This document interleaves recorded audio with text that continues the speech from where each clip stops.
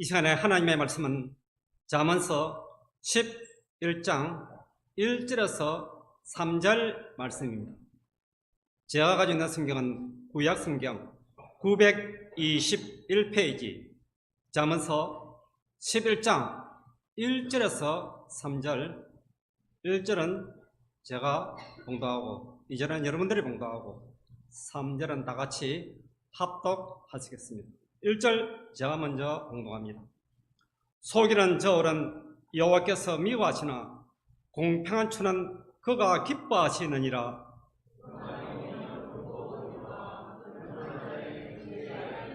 다 같이 정직한 자의 성취는 자기를 인도하시느니라. 사악한 자의 폐역은 자기의 길을 망하게 하느니라. 아멘. 오늘은 담임 목사님께서 세금산교회 헌신 예배사 출타하시고 제가 예배를 인도하게 되었습니다. 보통 이렇게 가끔씩은 우리 담임 목사님, 부목사님 그렇게 공석 중일 경우에는 저희 노예에 목사님을 청명하셔야 되는데 이제는 부목사님이 공석 중에 있어서 조금 횟수가 늦다면 또한 또 사례비를 지출하고 교회가 또 막단 또 경제적인 부담을 감당을 하기 때문에 우리 장로님들이 따라서 역할을 그렇게 조금 나누게 되었습니다. 여러분 한 가지 묻겠습니다. 이탈리아 가면 교황이 살고 있는 바티칸이라는 곳이 있습니다. 바티칸이 국가가겠습니까? 도시 이름이겠습니까? 잘 모르겠습니까? 국가, 예. 바티칸은 국가입니다. 교황이 살고 있지만 세계에서 아주 작은 나라가 바티칸입니다. 그러나 지대한 큰 영향력을 발휘한 것이 바티칸입니다. 그 면적은 0.44 입방평방미터. 우리 일반 성면이 19.4 입방평방미터인데 우리 일반 성면에 비교하면 44분의 1 정도 됩니다. 또 알아듣기 쉽게 표현하자면 여러분 축구장 알죠? 축구장 한 20개 정도 아주 작은 나라입니다. 또 특이하게 이탈리아 로마 시안에 국가가 형성되어 있습니다. 대부분 그 주민들이 다 신문대, 인구는 약 한 530명. 그런데 530명 인구를 할지라도 외교 관계를 맺고 있습니다. 우리나라도 바티칸 대사가 파견되고 있고 역시 우리나라도 바티칸에는 우리 한국 대사관이 있습니다. 그래도 작은 나라일지라도 군인도 있습니다. 그 인근 나라 이탈리아 군인을 쓰지 않고 용병을 사용을 합니다. 스위스 군대를 그렇게 약 한 500명 정도 그렇게 사용을 하고 있습니다. 스위스 군대를 지금까지 사용하게 된 것은 계기가 있습니다. 우리 이탈리아 또 그게 한계와 또 바티칸 교황 사이에 알력이 많이 있었습니다. 그래서 카롤로스 5세라는 로마 황제가 바티칸을 침공합니다. 그때 지키고 있는 스위스 군대 500명이 목숨 걸고 성실하고 건면한 자세로서 그 국가를 지켜내었습니다. 그래서 지금도 스위스 용병을 그렇게 사용하고 있습니다. 그 스위스 용병은 늘 성실한 자세로서 투철한 군인 정신을 발휘하기 때문에 신실하기 때문에 지금도 쓰고 있습니다. 신실하다는 것은 바로 신뢰하고 믿음이 간다는 것입니다.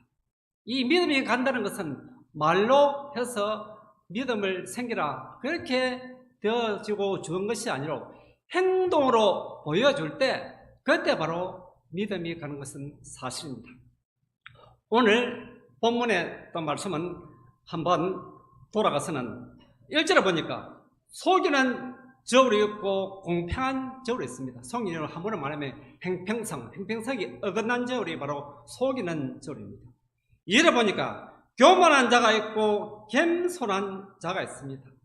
또 3절에는 사악한 자가 있고 정직한 자가 있습니다. 또 말미에는 패역한 자가 있고 성실한 자가 있습니다. 그리고 3절의 말미에 가서는 성실은 자기의 길을 인도하고 패역한 자는 자기를 망하게 하느니라고 그렇게 말씀을 하고 있습니다. 오늘 짧은 성경 구절 속에서 표현 방법 중에서 하나님께서 참 멋지게 하술이 너무 멋집니다. 아주 알아듣기 쉽게 표현 방법을 저희들에게 가르쳐 주고 있습니다. 사람들은 사실 누구나가 신실한 사람을 좋아하고 은혜로운 사람을 좋아하고 정직한 사람을 좋아합니다. 그런 사람들 같이 사귀고 싶고 또 차도 마시고 싶고 그것이 인지상정입니다. 그러기 위해서는 자기 관리를 철저하게 잘해야만 그분과 상임이 있을 수가 있습니다. 그리스도인들은 기초 중에 기초가 바로 성실이 중요합니다. 저희는 8남매 중에서 거의 한 반은 정도 중매결혼을 했습니다. 청아는 7남매 중에서 그건 여러 개는 많이 했는데 그래도 때로는 중매결혼도 좀 했습니다. 흔히들 중매결혼할 때 신부감, 신랑감을 부를 때 첫 마디가 벌써 어른들 하신 말씀 중에서 그 사람이 댐댐이가 성실하냐라고 그렇게 하도를 끝내서 다음은 어떻고 이렇게 나갑니다. 그래서 사람은 성실이 아주 중요합니다. 성실은 다른 말은 탁월합니다. 바위에 구멍을 뚫을 때 그렇게 한순간에 떨어지는 것이 아닙니다. 떨어지는 물방울이 한 방울 한 방울 계속 떨어질 때 성실히 임할 때 바위에 구멍이 생깁니다. 지금도 성경에 계시는 이혜인 수녀 시집을 보니까 바닷가의 조약돌이 아름다운 것은 늘 성실하게 흐르는 강물이 늘 성실하게 움직이기 때문에 아름다운 조약돌을 그렇게 창조한다고 그 시를 본 적이 있습니다. 그래서 성실은 자연의 아름다움을 조화를 이룰 수가 있습니다. 성실은 제가 사전적인 의미에서 한번 찾아보니까 이렇게 말씀되어 있습니다. 태도나 말, 행동이 정성스럽고 참되고 거짓이 없는 열심이 바로 성실이라고 그렇게 합니다. 한문의 표현 방법은 정성으로 열매를 맺는 것이 성실입니다. 그러나 성경적인 의미로서는 성실은 많은 신학자들이 끝까지 변하지 않고 인내하면서 그 자리를 지키는 것이 바로 성실이라고 그렇게 말씀을 하고 있습니다. 성실이라는 단어가 성경에서 많이 나오지만은 저는 개인적으로 성실이라는 단어 중에서 좀 좋아하는 단어가 시편 119편 90절의 말씀입니다. 이 말씀입니다. 주의 성실하심이 대대에 일어나이다.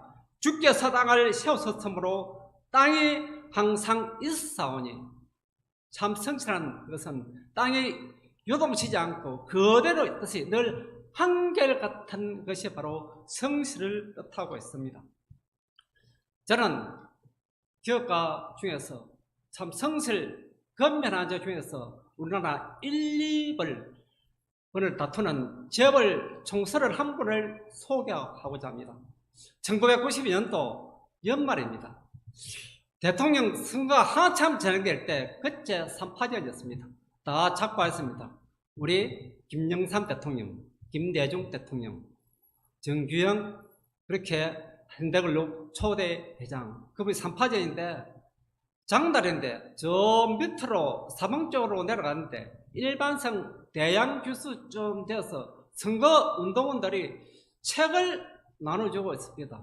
저는 예사로 지나가니까 또 보니까 우리 작가신 고 현대정용 선생 그냥 자기의 자서전인데 조금 한참 내려가다가 도로차를 돌려가지고 대한교수 옆에 차를 대어놨고 책을 한 권 달라고 했습니다. 그 운동원들이 한 권이 아니라 10권을 가져가라고 합니다. 그런데 저는 책 장소가 아니고 한번 읽어보려고 한 권만 하면 되니까 한 권 달라고 했습니다. 그 책의 제목은 시련은 있어도 실패는 없다, 그런 제목입니다. 저는 또 몇 번의 이사 중에서 제가 학생 때 읽은 책은 거의 다 폐기 처분했습니다. 신앙성기 위해서는. 그러나 그 책 하나만큼은 지금도 저희 가부처럼 아주 소중하게 저희 책상에 그렇게 보관을 하고 있습니다. 정주영 회장은 강원도 통천군 아산리에서 출생을 하였습니다. 그는 그 당시 송전수학교 출신입니다. 그 당시는 원제과정 보통학교를 고등학교 나오면 초등학교 교사가 될 수 있었는데 가정에서는 그 정주영 회장을 그렇게 시켜줄 여력이 없었습니다. 그래서 초등학교를 졸업하고 고향에서 아버지와 같이 농사를 짓습니다. 그렇게 15세 참 소년이 농사 지으니까 아버지 따라서 강원도는 특별히 10월 중순 되면 썰이가 옵니다. 그리고 썰이가 오고 4월 말에도 얼음이 옵니다. 그렇게 10년 동안 농사를 지어도 한번 10년 동안 3번 정도, 3년 정도 젊을까 그야말로 7년은 아주 흥작을 만들 수 있습니다. 그때 자기는 깨달았습니다. 이때는 농사로서는 내 인생을 걸만한, 여기 살만한 것이 될 수가 없다는 것을 느낍니다. 또 아버지는 반대입니다. 아버지는 장남이자 그리고 종갓집의 종손이기 때문에 어떻게 정주영 회장을 잘 해가지고 종갓집의 종손으로 그렇게 성장하기를 바랬습니다. 그래서 정주영 회장은 바로 집을 도조를 3번, 첫째는 문산을 도조하고 아버지가 잡아서 내고, 두 번째는 경주를 또 도조합니다. 또 아버지가 잡아오고, 또 세 번째 서울로 갑니다. 또 아버지가 잡아오고, 참 통키는 자가 아버지도 다 끝까지 지휘합니다. 세 번째 도전할 때는 소판돈을 70원을 가지고 그렇게 도전합니다.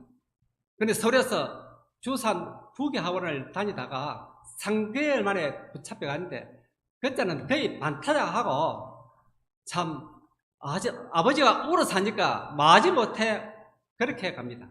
네 번째는 가을에 그렇게 집을 나섰는데 그때는 성공을 합니다. 바로 인천으로 갑니다. 흔히들 고 정주영 회장은 소판돈을 가지고 기업을 일봤다는데 그는 수은 거짓말입니다. 정주영 회장을 잘 모르고 하는 소리입니다. 전혀 아닙니다. 전혀 근거가 없는 소리입니다. 마지막 네 번째는 인천 하역관에서 그러면 일당 발로 지금 말할 것 같으면 아르바이트를 합니다. 우리 목사님 설교 시간에 말씀하죠. 빈대가 뚝뚝 떨어지는데 밑에 침대에 물을 담으니까 빈대가 올라가 천장에 떨어지가 밑에 떨어지가 피를 빨아먹는 것. 그건 우리 정주영 회장도 또 조금 회사를 경험해서 직원들한테 해보지도 않으면서 무조건 안 된다는 것을 싫어합니다. 해봤어. 이게 늘 사용하는 단어입니다. 그래서 저는 일당벌이가 안 되기 때문에 이것을 평생에 할 직장이 안 되기 때문에 이제는 서울로 옵니다.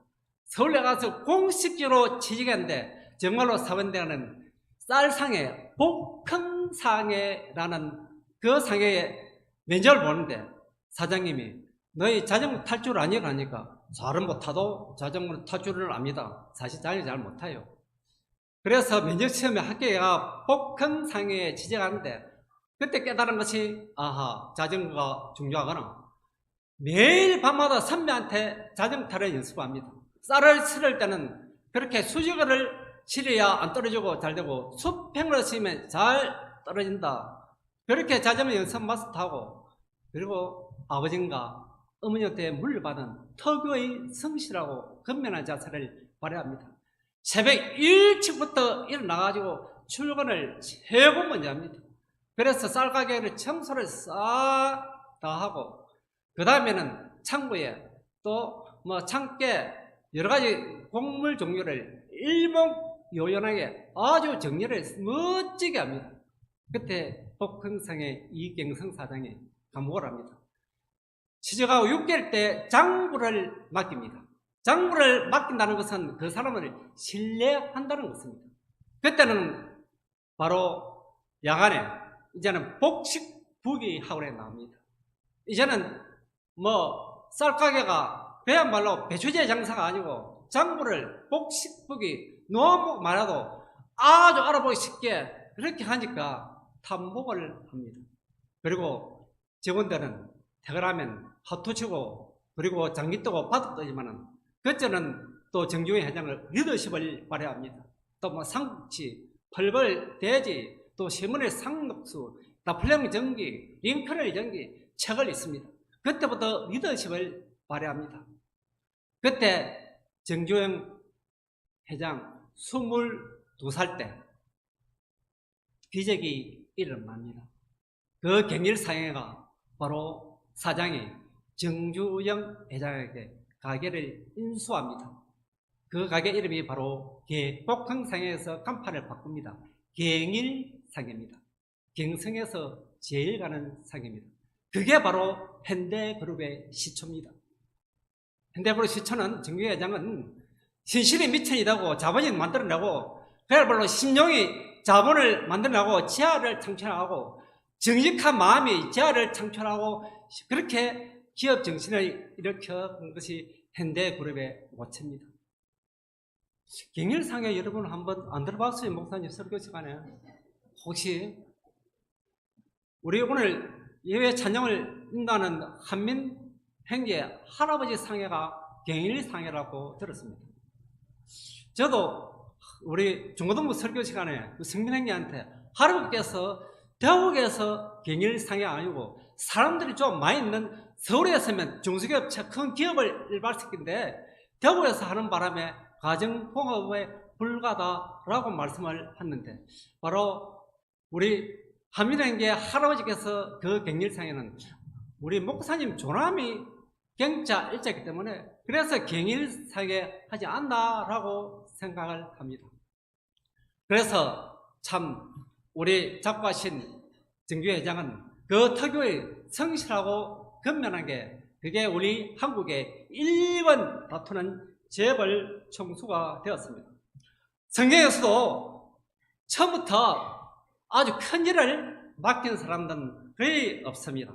하나님께서 그 사람의 됨됨이를 보고 성실하게 그를 보고 점점적으로 큰 그릇을 맡깁니다. 성경에서도 늘 성실하게 임하는 사람이 많지만은 한번 또 여러분에게 질문을 한번 해보겠습니다. 소년 시절부터 성실한 자세로서 목동 소년이 일명 한 국가의 왕의 자리까지 오른 사람이 누구겠습니까? 자, 생각이 잘 안 납니까? 네. 예. 뭐, 우리 방송교회 수준이 바로 이 정도 됩니다. 뭐, 바티칸, 뭐, 성경이야, 성경, 뭐, 국가면 국가, 어디 나라도 손색이 없는 우리 방송교회 교우들입니다. 사무엘상 17장 34절에서 36장을 보면 참 이 목동은 성실한 자뿐만이 아니라 책임감이 참 있는 사람입니다.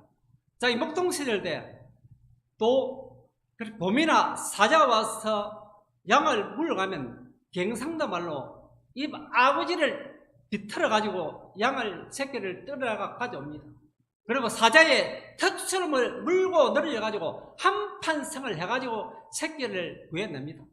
그것은 자기의 소년 다윗은 목숨을 걸어야만 그렇게 해 가지고 양을 구해냅니다. 사실 목숨을 건네도 자기 것이 아닙니다. 자기 위에서는 어머니 계시고 아버지 계시고 위에 행이 7명이나 됩니다. 사실 양이 많아도 자기에게 돌아오는 분깃은 얼마 그 당시 고대사에 막내에서는 얼마 되지 않습니다. 얼마 되지 않지만 자기가 맡았기 때문에 생명 걸고 지켜냅니다. 늘 성실한 자세로 임합니다. 그때 또 기적이 일어납니다. 우리 사무엘상 16장에서는 우리 사울 왕이 배식기고요. 하나님께서 사무엘에게 이새의 아들을 기름 부으라고 그렇게 말씀을 합니다. 그래서 이새가 최고 먼저 사무엘에 찾아와가지고 면접 시험을 볼 때에는 그 아들 엘리압이라는 큰 아들을 사무엘에게 가져옵니다. 그러나 사무엘은 고개를 흔들고 하나님께서도 노 그랬습니다. 두 번째는 자신만만하게 아비나답이라는 그 사람이 둘째 아들을 데려옵니다. 둘째 아들도 역시 사무엘도 하나님도 포기를 한답니다. 그때는 좀 이새가 조금 당합니다. 이제는 마지막 카드식으로 셋째 아들, 그 중에서는 조금 아주 유능하다고 생각하는 셋째 아들 삼마라는 그 아들을 데리고 옵니다. 그 아들도 역시 노라고 말합니다. 그때는 사무엘이 이새에게 이렇게 말합니다. 너 아들 다 데리고 왔냐? 또 없나? 그러니까 1번부터 7번 면접 시험을 다 빠꾸를 당했습니다. 이새가 하는 말이, 저 들판에서 양치는 목동 아주 볼품없는 다윗이라는 한 명 뺏기 없습니다 라고 하니까 사무엘이 이새에게 그 아이를 데려오라라고 말씀합니다. 그래서 데려오니까 사무엘이 아우로 훑어보니까 그의 참 얼굴이나 모습이 붉고 눈이 청명하고 그 다음에는 얼굴이 모든 풍채가 아름답다라고 그렇게 말씀을 합니다. 참 얼굴빛이 붉고 강체가 붉다는 것은 그 중동의 터교의 강렬한 타일에서 걸러가지고 좀 붉을 보입니다. 인간적으로 볼 때는 아주 볼품없는 막내 목동이만은, 그러나 하나님께서는 사무엘에게 기름 부으라고 그렇게 말씀을 합니다. 그것도 큰 기적이 아니겠습니까? 다윗도 누가 그렇게 왕이 될 줄이라 꿈이나 꾸겠습니다. 자기의 특유의 성실, 근면하고 하나님께 책임을 다할 때 한 국가의 왕이 되었습니다. 신약 또 성경에서도 참 퍼펙트한 삶을 사는 그런, 또 제가 좋아하는 또 성경에 인물이 있지만, 그러나 성실한 자세로서 그렇게 영감을 주는 사람을 한 명을 소개하고자 합니다. 조금 수고스럽더라도 성경을 한번 찾아보면 되겠습니까? 우리 신약 성경 사도행전 10장 2절 한번.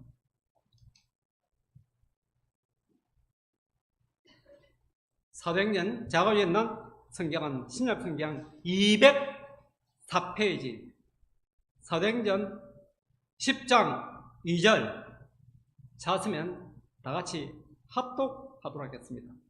그가 경건하여 온 지방과 더불어 하나님을 경외하며 백성을 많이 구제하고 하나님께 항상 기도하더니, 이 말은 고넬료라는 사람이 지칭한 말입니다.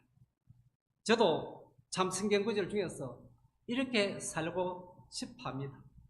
그러나 저뿐이겠습니까? 이 시대에 그리스도인들은 이렇게 닮아야 하는 시대의 담론이 아니겠습니까? 이 말씀은 참, 고넬료는 로마 군인이었지만, 어떻게 보면 엘리트 군인이었지만 그 당시 가이사랴에 파괴 나온 군인입니다. 가이사랴는 그 당시 식민지 백성 때, 로마 식민지 백성 때는 수도가 가이사랴입니다. 즉 말해서 이스라엘 옛날 수도가 가이사랴입니다. 그 수도에 파괴 난 장교지만은, 그러나 그 식민지 백성들에게 총칼을 다 쓰러지게 아니하고 늘 헤아리고 기도하고 구제하고 이는 장교였습니다. 그러나 지배민족에게 존경받는 그런 장교였습니다.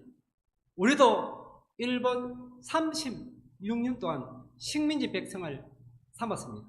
사실 36년 아니고 정확하게 말하면 34년 9개월 한 15일 정도 되는데, 얼마나 지긋지긋했으면 36년이라고 했겠습니까?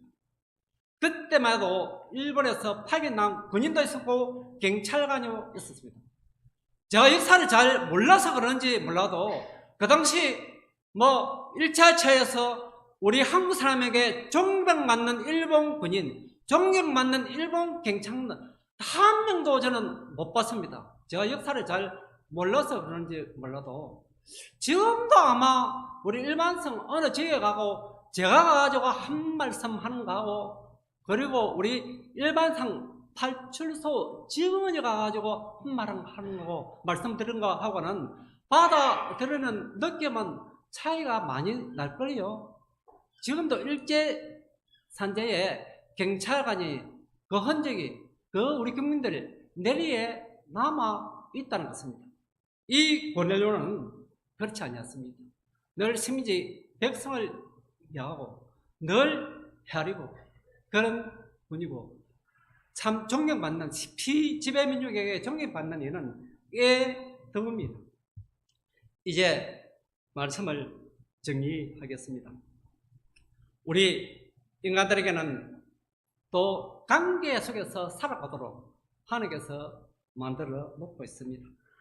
또 하나님과 인간과의 관계, 또 사람들은 이웃과의 관계, 그리고 자연과의 관계 속에서 살아가도록 그렇게 하나님께서 저희들을 창조를 하였습니다.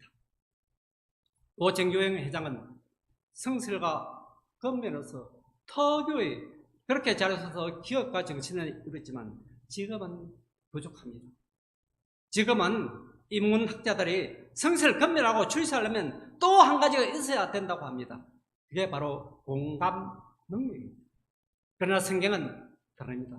근면 성실하고 그래서 기본이고 자기의 길을 인도하고 그렇게 참 올바른 길을 걸어가기 위해서는 또 사회를 다스리기 위해서는 그것만으로는 부족합니다. 바로 하늘로부터 내려오는 하나님의 은혜를 입어야만 그렇게 가능합니다. 오늘 나오는 다윗, 늘 근면하고 성실한 이스라 하나님의 은혜를 입었습니다.